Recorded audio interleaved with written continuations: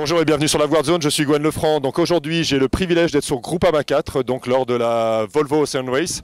Et je suis en présence d'Erwan, donc un peu le monsieur sécurité du bateau. Tu peux te présenter? Ouais, Erwan Israël, donc je suis un des barreurs régleurs de Groupama 4. Donc ça fait 3 ans quasiment qu'on bosse sur ce projet.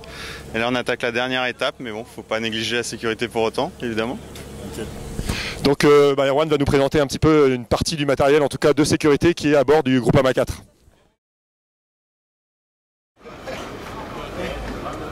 Bon, alors évidemment, en cas d'évacuation du bateau, nous avons ces deux magnifiques radeaux de survie.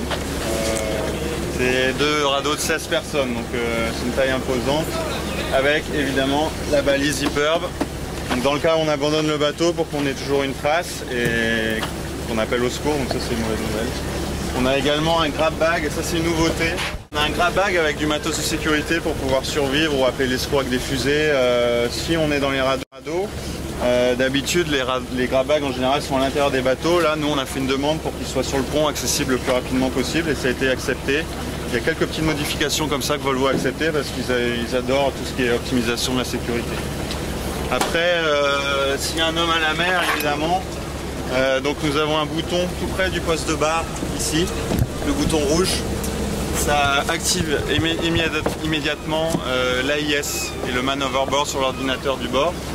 Donc chacun a cette petite balise extrêmement importante pour localiser un équipier qui tomberait à l'eau. Donc ça se passe par AIS, donc le bateau, le voilier est tout de suite au courant de la position exacte de l'homme à la mer.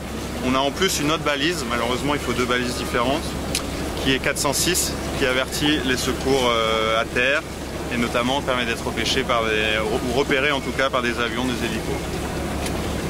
Si on a un homme à la mer, la première chose qu'on va lancer par-dessus bord, c'est ce qu'on appelle les jump buoys, une grosse bouée avec également une position AIS. Une grosse bouée qui va permettre à l'homme à la mer de nous attendre patiemment sur cette bouée-là. Et puis on a tout un tas de petits artifices pour le récupérer, évidemment la bouée fer à cheval, des lumières, des fumées. Mais bon, pour l'instant, je suis bon, on n'en est jamais arrivé là, c'est le principal. Chaque navigant a également un gilet et un harnais, c'est au choix. C'est vrai que le harnais a l'avantage d'être plus léger pour nous. Quand on doit aller manœuvrer devant, on est peut-être plus agile avec un harnais, mais quand les conditions le requièrent, on met tout ce gilet qui est extrêmement léger également. On l'a choisi pour ça, pour qu'on puisse le porter assez souvent. On navigue sur des bateaux assez humides, dangereux, donc on s'attache en fait dès que le bateau va à plus de 15 ou 20 nœuds de vitesse déjà. Donc c'est vrai que c'est une façon différente de naviguer par rapport aux différents bateaux sur lesquels on avait pu naviguer avant.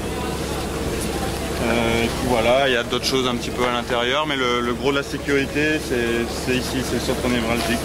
On a des boots pour récupérer les hommes à la mer, des boots flottants. Voilà, je crois qu'on a fait à peu près le tour.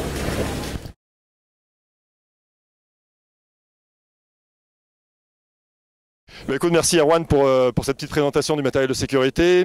Qu'est-ce que tu aurais comme conseil à donner pour la personne qui fait de la voile aujourd'hui et qui partira par exemple le week-end prochain en mer pour suivre votre départ? La première chose à faire, c'est de prendre la météo, je dirais. Et puis toujours d'anticiper, pas se faire surprendre. C'est vrai que quand on est sur toilette, c'est là où arrivent les dangers. Quand il faut manœuvrer, quand il y a du vent, c'est extrêmement dangereux. Nous, on est en permanence à anticiper le moindre nuage parce que sur ces bateaux, ça devient vite la guerre. Donc anticiper, réduire la toilure à temps et puis s'attacher si possible. Si vous êtes équipé, prenez un harnais, prenez un gilet et attachez-vous avec la longe. Nous on a des longes qu'on peut attacher partout sur le bateau. Je pense que c'est important de vérifier l'état de son matériel avant de partir en mer. Écoute Erwan, en tout cas on te remercie et on va souhaiter bon courage et bonne chance pour la suite de la course. Merci à vous. Salut Erwan.